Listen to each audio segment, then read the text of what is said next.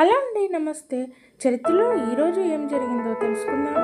July 2, 1972న Shimla ఒప్పందంపై భారత ప్రధాని ఇందిరాగాంధీ, పాకిస్తాన్ అధ్యక్షుడు జఫీకర్ అలీ భుట్టో సంతకం చేశారు. 1971 భారత్ పాకిస్తాన్ యుద్ధం తర్వాత బంగ్లాదేశ్ ఏర్పడింది. ఈ యుద్ధంలో భారత్ ఘన విజయం సాధించింది. దాదాపు 93,000 మంది పాకిస్తాన్ సైనికులు బందీలుగా భారత్ వద్ద ఉన్నారు. రెండు దేశాల మధ్య శాంతి స్నేహాలను నెలకొల్పడం కోసం సిమ్లా ఒప్పందం చేసుకున్నారు.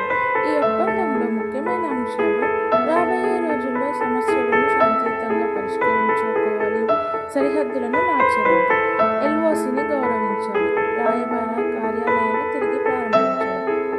ఏమైనా సమస్యలు ఉంటే అది కేవలం రెండు దేశాల మధ్యనే చర్చ ద్వారా పరిష్కరించుకోవాలి. ఈ ఒప్పందం జూలై 2, 1972న జరిగింది.